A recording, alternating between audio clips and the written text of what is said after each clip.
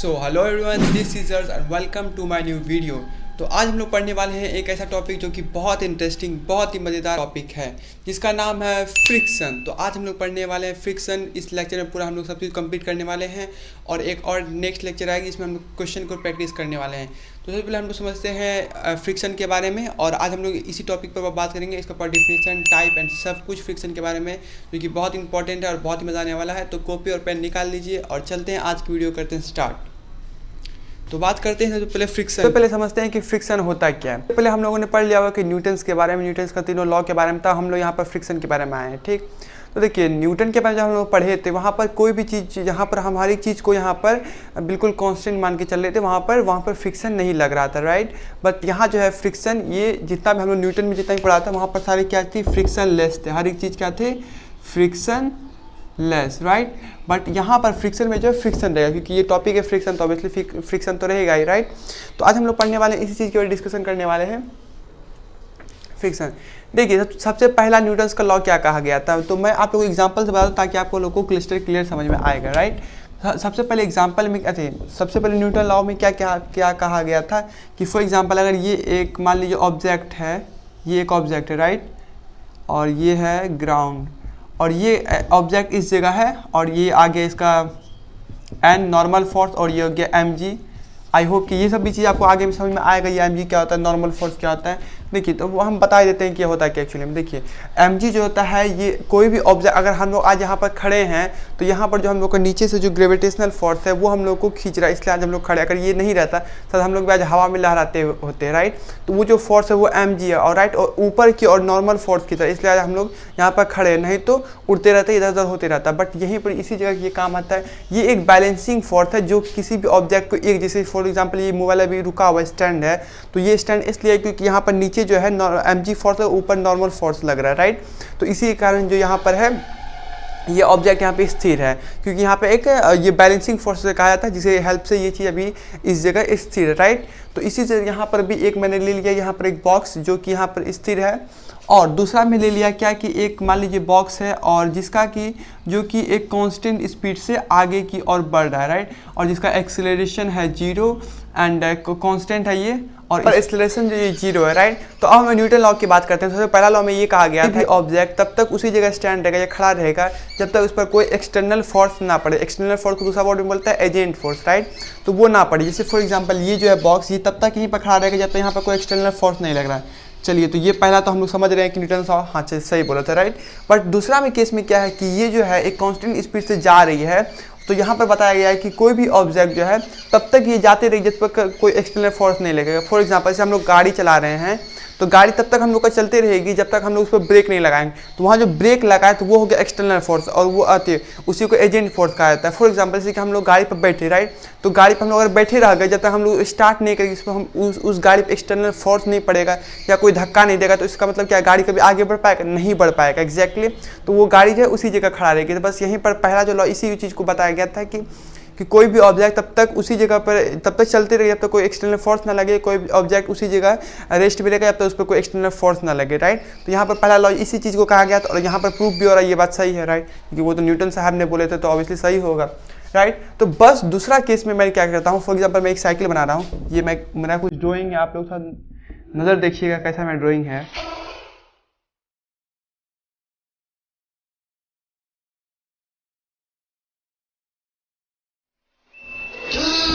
और ये देखिए दो गो साइकिल है, और पहला साइकिल है एंड दूसरा साइकिल है। वाह वाह, लिटरली कितना मस्त में ड्राइंग बना है। बाय द वे यही साइकिल मैंने बचपन में खरीदा था। एनीवे, तो देखिए यहाँ पर एक साइकिल है, राइट। तो ये साइकिल जो ये जो साइकिल ये बिल्कुल रेस्ट में है, राइट, और यहाँ पर इसको धक्का लगाया या एक्सटर्नल फोर्स हम लोग डाले, जैसा कि न्यूटन फर्स्ट लॉ में कहा गया था, राइट। तो हम लोग यहाँ पे एक एजेंट फोर्स अप्लाई किए, और यहाँ पर जाने कुछ देर के बाद, मान लीजिए कि टाइम टी टाइम में कुछ समय के बाद जो इसका धीरे धीरे स्पीड घटने लग गया। बट न्यूटन साहब क्या बोले थे कि यहाँ पर जो है कोई भी ऑब्जेक्ट तब तक चलते रहे जब तक कोई एक्सटर्नल फोर्स नहीं लगेगा, लेकिन यहाँ तो कोई एक्सटर्नल फोर्स भी नहीं लगा। फिर से मैं बताता हूँ थोड़ा सा धीरे धीरे आराम से। देखिए फॉर एग्जांपल हम साइकिल पर बैठे, राइट, हम लोग पैडल मार दिया, पैडल मारने के बाद छोड़ दिए, तो उसके बाद क्या हुआ, वहाँ क्या कहा गया कि कोई भी ऑब्जेक्ट तब तक चलते रहे जब तक उस पर कोई एक्सटर्नल फोर्स रुकेगा नहीं, जब तक उस पर कोई एक्सटर्नल फोर्स नहीं लगे, तब तक कोई ऑब्जेक्ट चलते रहेगा जब तक उस पर कोई एक्सटर्नल फोर्स ना लगे, राइट। तो हम लोग साइकिल चला रहे हैं तो अब हम रुक गए, पैडल नहीं मारना स्टार्ट किया, उसको पैडल मतलब रोक दिए, तो तब तक तो उसको चलना चाहिए न्यूटन के फर्स्ट लॉ के हिसाब से, बट यहाँ कुछ देर आगे जाने के बाद तो यहाँ पर रुक जा रहा है। ऐसा क्यों हो रहा है, राइट? कुछ तो कारण है जो यहाँ पर साइकिल रुक रही है। तो आज इसी चीज़ को, यही कारण, इसका कारण पीछे यही है कि यहाँ पर एक ऐसा फोर्स है जो कि इनविजिबल फोर्स है, और वो इनविजिबल फोर्स कोई और नहीं है, वो है फ्रिक्शन। यस गाइस, मैं फ्रिक्शन की बात कर रहा हूँ। यहाँ पर जो साइकिल इसलिए हम लोग का रुक रहा है, नहीं तो अगर न्यूटन के हिसाब से तो कोई ऑब्जेक्ट अगर चलते रह जाता मतलब कभी रुकता ही नहीं, राइट, क्योंकि उस पर कोई एक्सटर्नल फोर्स, तो हम लोग ब्रेक भी तो नहीं दाब रहे हैं, ब्रेक दाबेंगे तब ना कोई एक्सटर्नल फोर्स हुआ, तो कुछ भी नहीं अप्लाई हो रहा है, फिर भी वो रुक रहा है कुछ देर आगे जाने के बाद, टाइम टी के बाद। तो यहाँ पर कोई और फोर्स नहीं, वहाँ पर इनविजिबल फोर्स है जिसका नाम है फ्रिक्शन। तो फ्रिक्शन के बारे में आज हम लोग पढ़ने वाले हैं। आई होप कि आपको ये चीज़ समझ में आ जाएगा। बाय द वे, इसका कोई स्क्रीनशॉट लेने का जरूरी नहीं है, क्योंकि बस ये एक मैंने एग्जाम्पल देख बताया था। अब बात कर लेते हैं इसकी कुछ इंपॉर्टेंट, जैसे कि डिफिनेशन के बारे में, उसके टाइप के बारे में। तो वीडियो को अभी तक यूट्यूब के हिसाब से, एल्गोरिथम के हिसाब से आप वीडियो को लाइक कर दीजिएगा, एंड बढ़ते हैं आगे की ओर। तो अब बात कर लेते हैं इसके डिफिनेशन के बारे में, क्योंकि डिफिनेशन बहुत ही ज़्यादा इंपॉर्टेंट है, और आप साथ में नोट्स करते जाइए, ताकि एटलीस्ट आपको लास्ट में जब आप ये लेक्चर खत्म हो तो आपके पास नोट्स भी आ गया और आपको समझ में आ जाएगा, फिर आप बाद में इसको रिवीजन भी कर सकते हैं, राइट। तो आप नोट्स भी साथ साथ करते रहिए।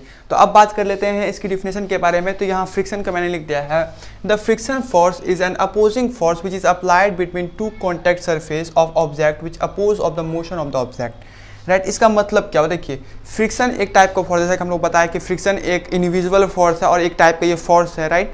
तो यहाँ पर बताया जा रहा है कि, और ये जो है विच is applied between two contact surface, यहाँ पर नॉन कॉन्टैक्ट की बात नहीं रही, यहाँ पे कॉन्टैक्ट सरफेस की बात हो रही है। यहाँ कॉन्टैक्ट सरफेस करने का मतलब ये है कि फॉर एग्जांपल जहाँ पर दो सॉलिड हो, मतलब कि ये हो गई एक रोड, राइट, और यहाँ पर कोई अगर कार चल रही है, अगर ये कार चल रही है एक बात के लिए, या बस चले जो भी, तो यहाँ पर क्या हुआ, बस का टायर वो भी एक सॉलिड है, और वो कॉन्टैक्ट में किसके आ रहा है, और इसके रोड के। तो यहाँ पर क्या होगा, दो कॉन्टैक्ट सरफेस के बीच में ये फोर्स अप्लाई होता है, यानी कि जहाँ पर कॉन्टैक्ट हो, यहाँ पर ऐसी बात नहीं है कि हवा में ये चीज़ कभी हो नहीं सकता, यहाँ पर हमेशा कॉन्टैक्ट के होने को जरूरी है। मतलब क्या, यहाँ पर जो है दो सॉलिड को अपने आप में कॉन्टैक्ट होना पड़ेगा, तो ही ये फोर्स जो है फ्रिक्शन फोर्स ये अप्लाई होगा, राइट।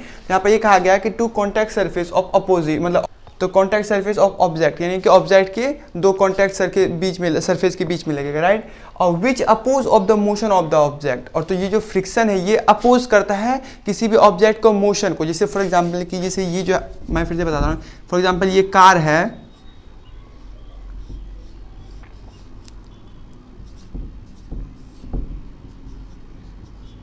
फॉर एग्जाम्पल ये कार है, राइट, और ये आगे की और चल रही है, तो यहाँ पर क्या होगा, ये इसका जो डायरेक्शन है ये आगे की ओर है, बट यहाँ जो फ्रिक्शन है ये इसको रोकना चाहता है, ये इसको आगे बढ़ने नहीं देना चाहता है, तो इसलिए क्या करता है ये पीछे की ओर, मतलब क्या यहाँ बताया गया है कि which oppose of the motion, यानी कि अपोज मतलब यहाँ हुआ अपोजिट, यानी कि उसका मोशन के अपोजिट में ये अपना बल का ये फ्रिक्शन फोर्स लगता है, यानी कि रोड का, जैसे ये कार अगर इधर चल रही है तो यहाँ पर ये अपोजिट लग रहा है, राइट, तो यहाँ पर क्या इसको पीछे की ओर खींच रहा है, इसी को बोलता है फ्रिक्शन फोर्स, राइट।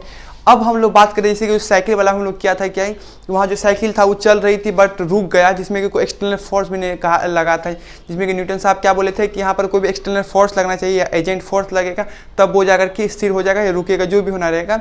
बट वहाँ पर तो साइकिल हम लोग क्या किए, छोड़ दिए, वो तो चलते रह जाना चाहिए, क्योंकि उस पर हम लोग फोर्स लगाए छोड़ दिए, और वो एक चलते रह जाना चाहिए, बट वहाँ पर नहीं चला। पता है क्यों? क्योंकि वहीं पर यहाँ पर जो फ्रिक्शन फोर्स लगा, राइट, वो अपोजिट, मतलब साइकिल आगे चल रही थी और उसके अपोजिट में वो उसको खींच रहा था, और जब खींच रहा था कोई भी चीज़, आप मान लीजिए कोई चल रहा है, आप उसका हाथ पड़ेगा खींचिएगा तो इसलिए एक टाइम में वो तो रुक ही जाएगा ना। एग्जैक्टली वहीं पर ये फ्रिक्शन फोर्स काम करता है, दो कॉन्टैक्ट सरफेस के बीच में। तो वो साइकिल चल रही थी रोड और उसके चक्के में, और वो चक्का रोड जो थी, फ्रिक्शन फोर्स जो था वो एक इनविजिबल फोर्स उसको खींच रहा था, जिसके कारण वो साइकिल एक टाइम में आकर रुक गई।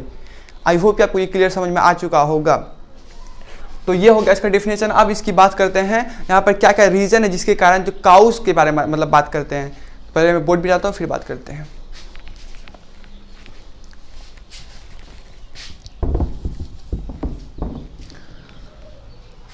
तो आप बात करते हैं cause of the friction force. तो यहाँ पर लिख देते हैं कि स्टार लगा करके काउज ऑफ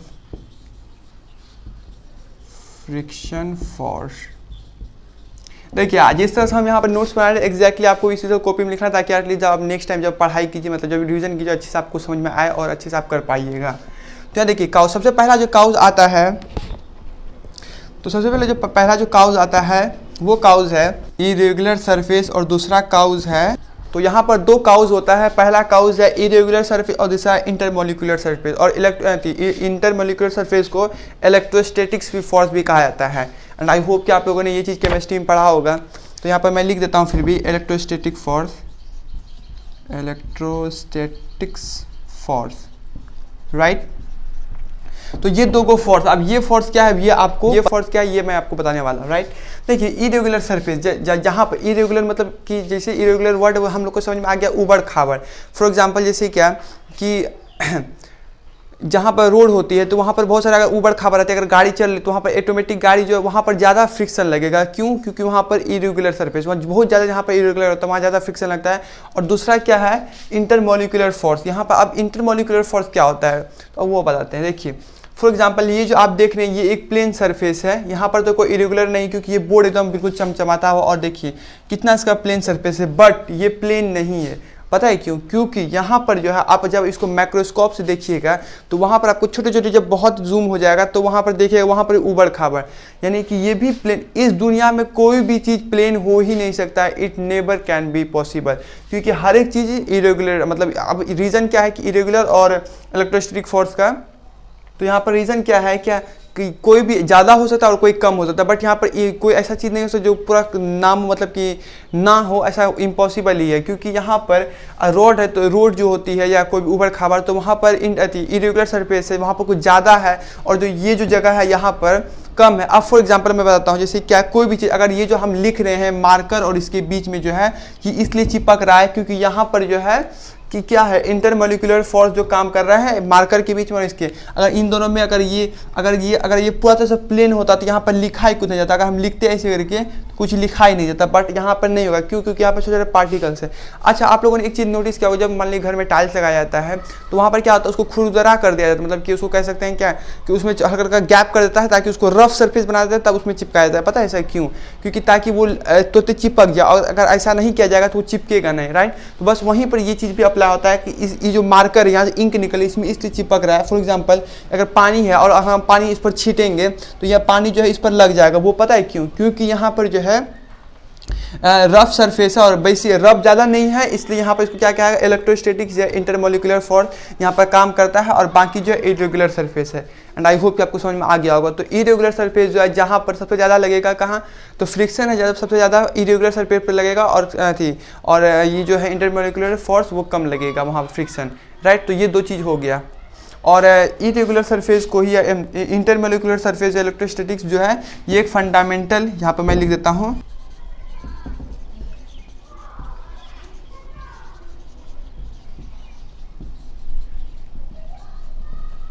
तो ये जो है एक फंडामेंटल काउज है फ्रिक्शन का, राइट। तो आई होप कि आपको समझ में आ चुका होगा। तो अब बात करते हैं, देखिए इसका हम डिफिनेशन तो सारा चीज़ को जानेंगे इरेगुलर सरफेस और इसका। अब बात कर लेते हैं यहाँ पर टाइप ऑफ फ्रिक्शन। अब हम लोग बात कर लेते हैं टाइप ऑफ फ्रिक्शन, जो कि बहुत इंपॉर्टेंट है और इसमें सारा पता लगने वाला आप लोगों को इसके बारे में। तो करते हैं आगे की ओर, लेकिन उससे पहले जो है यहाँ पर इरेगुलर सरफेस की एक हम लोग डायग्राम से समझ जाते हैं ताकि आपको क्रिस्टल क्लियर समझ में आ जाए, राइट।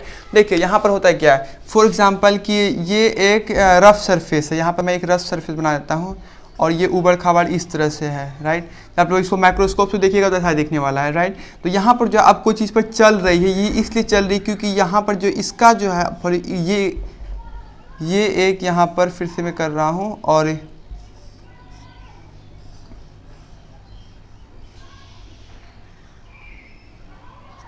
तो ये इस तरह का यहाँ बन रहा है। देखिए अब क्या होता है यहाँ पर जो है ये इसको आगे की ओर, देखिए जब इसमें कोई भी चीज़ ये चीज़ आपको बाद में पता चलने वाला है, तो फिर मैं थोड़ा सा आप लोग को थोड़ा सा बता देता हूँ। देखिए यहाँ पर क्या होता है कि ये जो है फ्रिक्शन यहाँ पर लग रहा है और इस पर जो भी ऑब्जेक्ट चल रहा है तो ये जो कांटा है, ये कांटा इसके बीच में फंस जाता है, राइट। जैसे कि आप जूता देखेंगे, हम लोग का पैर का सोल देखेंगे, वहाँ पर क्या होता है, बीच बीच में गैप दिया जाता है। गैप इसलिए दिया जाता है ताकि जो है हम लोग का धरती और इसमें जो हम लोग का बीच में जो फ्रिक्शन फोर्स लगे वो लगे, और जिसके कारण हम लोग आगे बढ़ पाते हैं जिस तरह से। तो यहाँ पर इसी तरह से यहाँ पर गैप इसलिए दिया जाता है ताकि जो हम लोग का जूता है उसके और उसके बीच में जो है वो फंस जाए, और भी फंसने के बाद फिर हम लोग आगे की ओर, नहीं तो हम लोग चल भी नहीं पाएंगे। इसलिए यहाँ पर जो फ्रिक्शन फोर्स का यूज़ आता है। और ये हो गया इरेगुलरिटी के बारे में।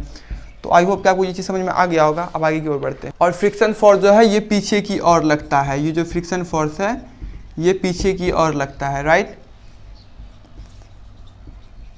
Friction force. ओके, सो अब बात कर लेते हैं टाइप ऑफ फ्रिक्शन के बारे में। तो अब हम लोग बात कर लेते हैं टाइप्स ऑफ फ्रिक्शन के बारे में, राइट। तो ये काफ़ी इंपॉर्टेंट है, बहुत ही। तो सबसे पहला टाइप होता है फ्रिक्शन का, दो टाइप होता है फ्रिक्शन का, दो टाइप होता है। पहला होता है एक्सटर्नल और इंटरनल, राइट। तो फ्रिक्शन के दो टाइप होते हैं, पहले एक्सटर्नल और इंटरनल, एक्सटर्नल और इंटरनल, राइट। अब एक्सटर्नल के जो होते हैं, एक्सटर्नल फ्रिक्शन के दो टाइप होते हैं। पहला होता है स्लाइडिंग फ्रिक्शन और रोलिंग फ्रिक्शन। ये सब आपको बाद में पता चलने वाला है डिफिनेशन में आप लोग को। और फिर स्लाइडिंग में जो है स्टैटिक फ्रिक्शन और काइनेटिक फ्रिक्शन, ये दो बहुत ज़्यादा इंपॉर्टेंट है, इसको बहुत अच्छे से पढ़ने वाले हैं। और बाकी ये सब तो बस इसको डिफिनेशन आपको पढ़ लेना है एंड इवन याद भी कर लेना है एनीवे। तो ये सब सारी चीज़ के बारे में पढ़ेंगे, राइट। तो अब स्टार्ट करते हैं पहला टाइप का जो है कि एक्सटर्नल फ्रिक्शन। तो अब बात करते हैं टाइप ऑफ फ्रिक्शन के पहला चीज़ के बारे में, वो है कि एक्सटर्नल फ्रिक्शन। अब एक्सटर्नल फ्रिक्शन क्या होता है, इसके बारे में डिफिनेशन लिख दिया और आप लोगों को मैं बताता हूँ। देखिए, the friction force applied between the to solid contact is called external force. इसका मतलब क्या हुआ है कि यहाँ पर जो फ्रिक्शन फोर्स है वो दो सॉलिड कॉन्टैक्ट सरफेस के बीच में अप्लाई होता है, और उसी को हम लोग एक्सटर्नल फोर्स कहते हैं, या एजेंट फोर्स भी कहते हैं इसको, या एजेंट फोर्स भी कहते हैं, राइट। अब देखिए, तो सॉलिड कॉन्टैक्ट मतलब क्या हुआ, जैसे फॉर एग्जांपल कि हम लोग चल रहे हैं, तो जैसे कि यहाँ पर एक हम लोग का ये हुआ एक रोड, और यहाँ पर हम लोग का एक शूज़ हुआ। तो शूज़ भी क्या एक सॉलिड है और रोड भी क्या है, सॉलिड है। तो हम दोनों के बीच में जो रोड और सॉलिड के बीच में जो लग रहा है वो दोनों, जो यहाँ पर शूज़ और जो रोड है इन दोनों के बीच में अप्लाई हो रहा है, जो दोनों क्या है वो सॉलिड है, राइट। तो यहाँ पर अब सबसे पहला यहाँ जो है ये दो टाइप के होते हैं, यानी कि जो आपको ये बाद में पता चलने वाला है। देखिए, यहाँ पर ये दो टाइप के होते हैं। सबसे पहला टाइप यहाँ पर मैं लिख देता हूँ, there are two type, right.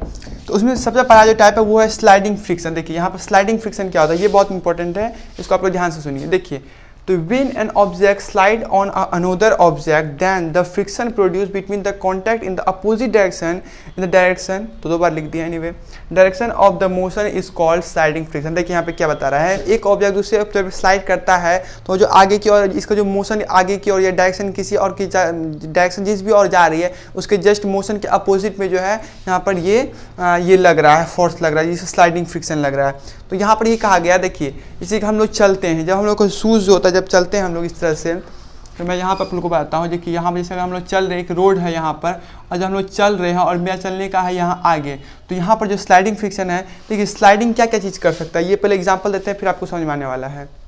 तो स्लाइड क्या क्या कर सकता है वो है, तो यहाँ पर दो एग्जाम्पल मैंने लिख दिए थे, friction force between the two contact surface of the wheelless chair and table. देखिए, सबसे पहले ये स्लाइडिंग फ्रिक्शन हुआ, इसका मतलब स्लाइडिंग और रोलिंग में डिफरेंस क्या है। स्लाइडिंग जो होता है किसी भी चीज़ घीस कर चलता है, जैसे कि शूज़ हम लोग चलाते हैं, ये हम लोग चलते हैं, वहाँ पर क्या होता है घीस करके पीछे की और डायरेक्शन लगता है। यहाँ पर कोई भी रोलिंग चीज़ नहीं होता, हम लोग घुलट के नहीं चलते हैं। और रोलिंग क्या होता है वो मैं बता, रोलिंग क्या होता है, रोलिंग होता है जैसे कि बस चल रही है, ट्रक चल रही है, साइकिल चल रहा है, इसमें चक्का घूम रहा है, फिर से वापस उसी जगह आ रहा है फिर से, तो यहाँ पर रोलिंग हो गया फ्रिक्शन। और यहाँ पर जो हम लोग स्लाइड करते हैं, तो यहाँ पर एग्जांपल में दिया गया है कि friction between the two contact surface of the wheelless chair. यहाँ पर व्हीललेस चेयर मतलब हुआ कि जिसमें पहिया ना लगे, मतलब जिसमें चक्का या व्हील ना लगा रहे, तो उसको बोलते हैं व्हीललेस, राइट। तो यहाँ पर चेयर हो गया, टेबल हो गया, जैसे टेबल कुर्सी इन सब अगर चक्का नहीं लगा उसको हम लोग खींच रहे हैं तो क्या हो रहा है यहाँ पर जब हम लोग खींचते हैं तो उसी को बोलते हैं कि स्लाइडिंग फ्रिक्शन। और जैसे कि हम लोग यहाँ पर सोल ऑफ मैन, मतलब कि हम लोग को जूते का जो सोल होता है वो जो जब हम लोग चलते हैं आगे की ओर, तो वहाँ पर क्या होता है पीछे की ओर एक फोर्स लगता है, मतलब जो कि फ्रिक्शन फोर्स है, और तब हम लोग आगे की ओर बढ़ते हैं, राइट। तो ये हो गया। उसका जो एनिमल्स है, जिसमें जानवर है, वो भी स्लाइड करके चलते हैं। उसका बर्ड्स जो चिड़िया होता है, उड़ने की बात मैं नहीं कर रहा हूँ, जब वो चलते हैं तो वहाँ पर भी वो स्लाइड करके चलते हैं। तो आई होप कि आपको ये चीज़ समझ में आ गया होगा। अब नेक्स्ट चीज़ के बारे में बात करते हैं जो कि रोलिंग है। रोलिंग क्या होता है, मैंने आप लोग को बता ही दिया कि रोलिंग मतलब होता है जो चीज़ घूम घूम के चलते हैं, जैसे कि चक्का हो गया, साइकिल का चक्का हो गया, ट्रक का चक्का हो गया, बस का चक्का हो गया, एरोप्लेन का चक्का हो गया। तो ये सारी चीज़ क्या होता है, रोलिंग करते हैं। और बाकी जितने भी चीज़ होते हैं वो स्लाइडिंग करके चलते हैं। रोलिंग जो है फ्रिक्शन वो आप लोग को मैंने बता दिया। तो अब बात करते हैं स्लाइडिंग की। तो स्लाइडिंग में जो दो टाइप का होता है, पहला आता है स्टैटिक्स और दूसरा आता है काइनेटिक फ्रिक्शन, राइट। तो इसको हम लोग नेक्स्ट वीडियो में बात करने वाले हैं, क्योंकि ये जो है काफ़ी लंबा वीडियो बन जाएगा। तो पार्ट 2 हम लोग इसको बनाने वाले हैं। तो आई होप कि आपको ये चीज़ समझ में आ गया होगा। इस चीज़ को आप रिवाइज कर लीजिएगा। फिर आप लोग को नेक्स्ट वीडियो आने वाली है वो स्टैटिक फ्रिक्शन और काइनेटिक, जो कि बहुत ज़्यादा इंपॉर्टेंट। इस चैप्टर में बस आपको ये चीज़ पढ़ना है।